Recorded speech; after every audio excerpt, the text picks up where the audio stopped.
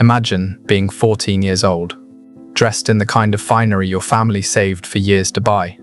Your mother tucks a ring of fresh flowers into your hair, pretending her hands aren't shaking. Your father watches you the way a man watches a contract being signed. Your brother drums his fingers like someone impatient to finish unpleasant business. Everyone calls this a blessing. Everyone says this day belongs to the goddess. No one explains why the older women standing near the chamber refuse to meet your eyes. Before the sun sets, a stranger will decide what your body is worth. And this is still the merciful part. The temple gates gleam like gold in the afternoon light. The ziggurat rises above you like a ladder carved into the sky. Up close it smells of incense, boiled barley, and smoke. Priests move like shadows. Slaves lug baskets heavy with offerings. And somewhere inside, behind low perfume-soaked curtains, a ritual waits for you. A priest places a rope crown into your hands. Another writes your name on a clay tablet. And on the altar, you notice a single silver coin resting as if waiting for someone. In a few minutes, you'll understand why your parents brought you here. In a few minutes, you'll understand why the temple doors lock from the inside. In a few minutes, you'll learn this ritual has nothing to do with devotion, and everything to do with ownership. This isn't myth. This was Babylon, a system so normalized that ancient writers described it without flinching, and so disturbing that modern historians still argue over whether the truth is too dark to accept. And by the time the first stranger approaches the girl beneath the ziggurat shadow, you will understand the real purpose of Babylon's most sacred ritual, and why the world tried to forget it. If hidden horrors of the past fascinate you, subscribe to Grim History, hit the like button, and once you reach the moment that unsettles you most, tell me where you're watching from. Let's begin. Her name is Beltani, and this is where her story truly begins. Now, picture yourself as Beltani, standing at the threshold of Ishtar's temple. There are other girls like you, some older, some younger. Some appear composed, some look like they wish to melt into the tile.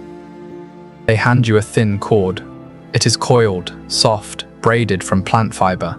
A crown for the holy, the woman beside you says. They place it around your head, like a crown that tightens rather than glows. You smile because everyone else is smiling. You do what is expected. You are offered barley cakes and a cup of sweet beer. You bow. You learn the hymns, your voice small against the chant. Herodotus described it bluntly. Women seated, rope crowns pressed tight, men choosing as they passed. Scholars still argue whether he misunderstood, but the tablets don't argue. They list names, payments, silver, grain. They were written to count. But here's what no historian will tell you. This is where the story stops looking sacred and starts looking transactional. Beltani learns the business quickly. First, the training. Music, dance, perfume, the ways of lowering a look so it becomes an invitation instead of a refusal. A woman named Iltani shows her how to roll a cosmetic stone over her face to bring a last sheen of oil. A boy with ink-stained fingers marks her name on a small clay tablet. Kadisu, he murmurs, as if that word is both title and trap. The priests explain the theology in patient voices. To please Ishtar is to please the city. To please the city is to secure harvests, births, and trade routes. The logic is tidy. The consequences are not. If you were Beltani, would you call this devotion or imprisonment? It is easy to call the kadisu priestesses. They are trained, they memorize hymns. They learn to read sacred forms pressed into clay. They wear clean linen. They stand inside holy walls. From the outside, it looks like status. The law supports that illusion. The law protects her on paper. Property, wages, legal standing. But the tablet never records consent. And it never records exit. On paper, she belongs to no man. In life, she belongs to the temple. For a brief moment, Beltani believed this might be her future. A path upward. A chance to rise like the priestesses whose names were pressed into clay. Maybe the temple would protect her. Maybe she could even thrive here. But that hope died quickly. But the paper is only part of the story.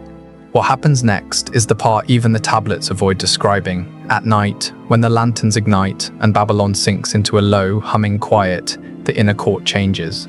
The outer doors are drawn shut, but men still enter. Merchants with covered faces, soldiers home from duty, travelers carrying silver, grain, or cloth from distant roads. They do not linger. They pay, and priests guide them behind low curtains where the kadisu wait. Coins pass from hand to hand, names are recorded, portions are set aside for sacrifice. Everything else feeds the temple's stores. This is where devotion becomes routine. Beltani watches an older woman leave the enclosure. She moves carefully, practiced, with a coin resting in her lap and a gaze trained not to settle anywhere too long. No one shames her. No one mocks her. The city respects her for having served, and yet her life has already narrowed. She will not marry as other women do. She will not raise children inside a household that belongs to her. Her future has been shaped quietly, without a single spoken sentence. Some kadisu call this a position. Others call it survival. Beltani calls it order. Her days are not chosen, they are assigned. Bells wake her, rations decide her meals. Names spoken by priests decide when she serves. No one threatens her, no one restrains her. Still, nothing belongs to her time. A woman who cannot leave is not staying by choice. At night, lying on her narrow mat, Beltani thinks of the smell of wet barley, of her mother's hands smoothing her hair, of the rope crown still resting lightly against her temples. She wonders how long perfume can hide exhaustion. The tablets offer no answer. They simply stop recording names. And then there is another ritual. Once a year, during the New Year festival, the temple prepares a sacred marriage meant to secure the city's future. It is dressed in hymns and symbols, spoken of as union and blessing. Inside the walls, it feels less like celebration and more like proof that the goddess's favor has been purchased again. The temple does not accept refusal. Beltani is still new enough to believe the goddess might be gentle. The hymns speak of gardens and rain, of love that nourishes the land. But the priests speak of service, and the men speak of payment. The purpose is never hidden. The city must be fed. The city must endure. As dusk settles, Beltani lifts the robe crown once more. The inner court doors close. Rugs are laid out. Records are straightened. Girls adjust their hair while chants rise, old and insistent. Something shifts behind a curtain. The air tightens. One more name will be taken. One more entry added. One more night absorbed into memory. A priest murmurs words she barely hears. Incense fills her lungs. A coin waits somewhere beyond her sight. A narrow rope path marks the ground, guiding where she must sit. A man will choose. When the curtain trembles, Beltani understands that the choice was decided long before she arrived here. The fabric parts. It falls shut behind the stranger. The rope crown digs into her palms as she grips it, suddenly aware of its meaning. The priests call it sacred. The older kadisu know better. Once it touches your hair, the temple claims more of you than your family ever could. Footsteps cross the tiled floor. Sandals scrape clay. The man is not cruel. He is ordinary, following a custom older than either of them. He hesitates. Then the silver falls. It lands in Beltani's lap with a sound too small for what it seals. The priest exhales. The scribe presses a mark into clay. The coin does not need to be large, it only needs to be given. And because it was given, it cannot be refused. Tradition says she must rise. And here, tradition is law. This moment is not the end, it is the entry point. Once the coin has fallen, nothing needs to be explained. The priest gestures forward. The stranger walks ahead. Beltani's knees shake, but her feet obey. The path has already been decided for her. The ritual chamber is narrow, its painted walls glowing softly under lamplight. Incense hangs thick in the air, sweet and suffocating. Small bells fixed to the doorway chime as she crosses the threshold, meant to summon the goddess, but sounding instead like a signal that another obligation has begun. No one speaks to her. No one explains what comes next. The silence is deliberate. This system does not rely on cruelty. It relies on age, repetition, and the confidence that no one will interrupt what has always been done. The ritual is older than the city's walls. It does not pause for doubt. It does not adjust for fear. Beltani steps inside, the curtain falls, and Babylon continues without her. In the months that follow, temple life settles into a rhythm that leaves no room for questions. Morning hymns, oil baths, lessons in music, scent, and composure. Inside the walls, the kadisu are praised as sacred. Outside, they are spoken of in lower voices. They move between reverence and use without ever fully belonging to either world. Some of the older women whisper when the priests are gone. Ishtar owns us, one mutters. Another shakes her head.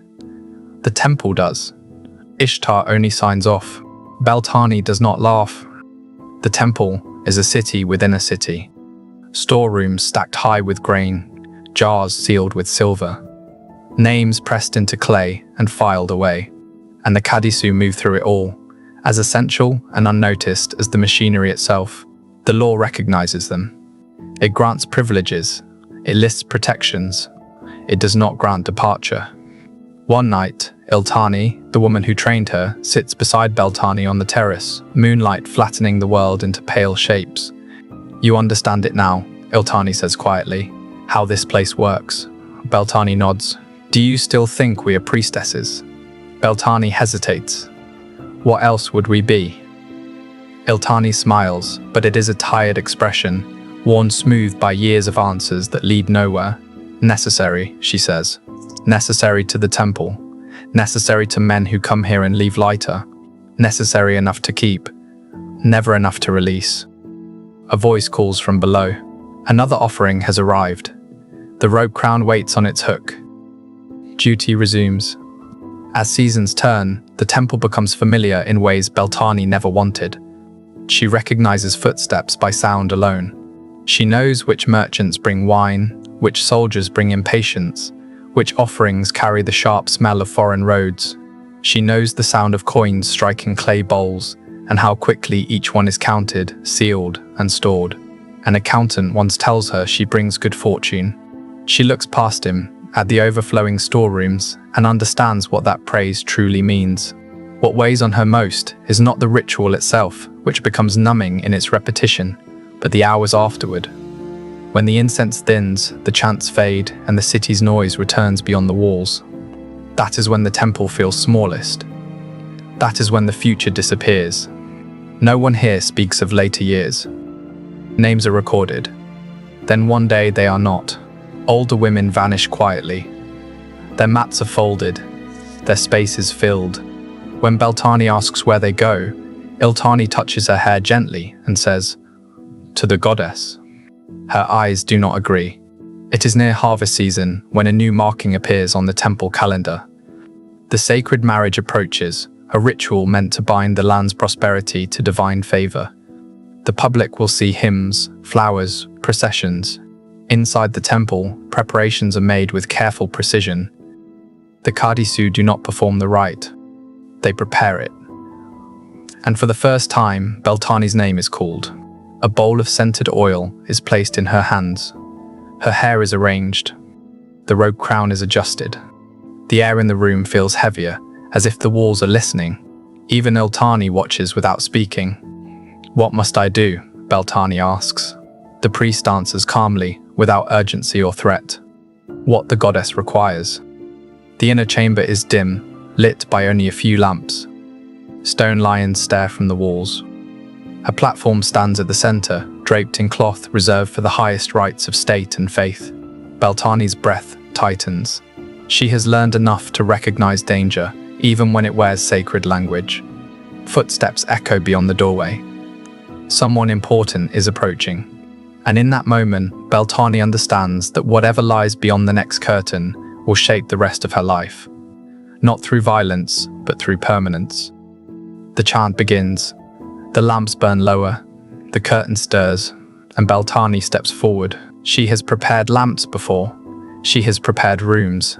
Tonight, she is being prepared. The high priestess stands at the center of the chamber, draped in white linen edged with gold.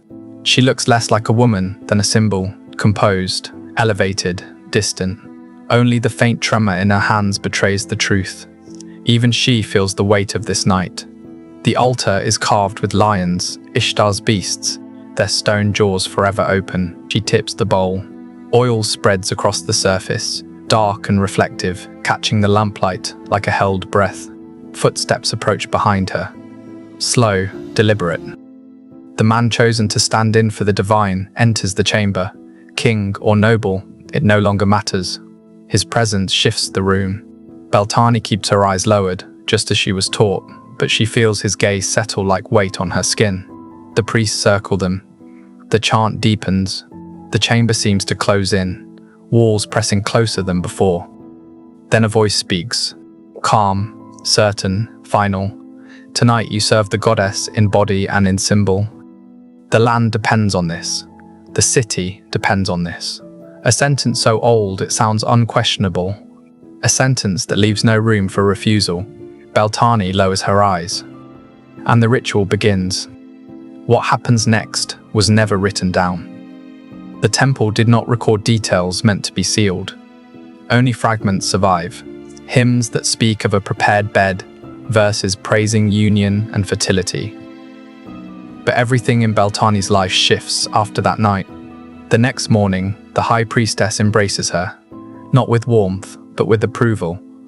Priests nod as they pass. A scribe adds a mark beside her name on a tablet she cannot read. Even Iltani looks at her differently now, with recognition edged by pity. You have seen the heart of the temple, Iltani whispers, and the temple has seen you. No explanation follows, none is needed. Once certain thresholds are crossed, there is no return. Then one day, her name is no longer called. There is no dismissal, no ceremony, no farewell. Her entries in the tablets thin, then stop. This is how kadisu disappear. Not through violence, not through scandal, but through quiet erasure. The records show small notations, duties fulfilled, offerings prepared, festivals served. Then nothing. The temple has taken what it required, and it moves on. This is how countless lives ended inside Ishtar's walls, not with drama, but with absence. Scholars argue because argument is safer than conclusion. The tablets do not argue. They show a system that functioned smoothly, efficiently, by consuming women without noise, payments recorded, roles assigned, rituals regulated, bodies folded into law and ledger. Some women entered willingly. Others were given by families with no other options. A few gained status. Most faded without trace. Beltani lived in the middle, shaped by a system that elevated her just enough to make her useful, then swallowed her whole. History does not preserve voices like hers. The temple recorded grain and silver, not fear, not hope, not regret. And yet the silence around her name speaks clearly. It tells us she was never meant to be remembered, only counted. It tells us why later generations tried to bury these rituals beneath metaphor and denial, not because they were small, but because they revealed too much. The temple is gone now. The ziggurat reduced to dust. The chant silenced. The lions broken beneath sand. But the questions remain. What did Beltani believe in the end? Did she still trust the goddess? Did she hope for escape? Or did she learn to stop hoping at all? History will never answer. The tablets do not record longing. They record transactions. And that is how Beltani remains. A name briefly pressed into clay. A life consumed by a system that called itself sacred, and a reminder that even the brightest temples can cast the darkest shadows. If you want to pay tribute to Beltani and to the countless women history only counted, never remembered, leave her name in the comments.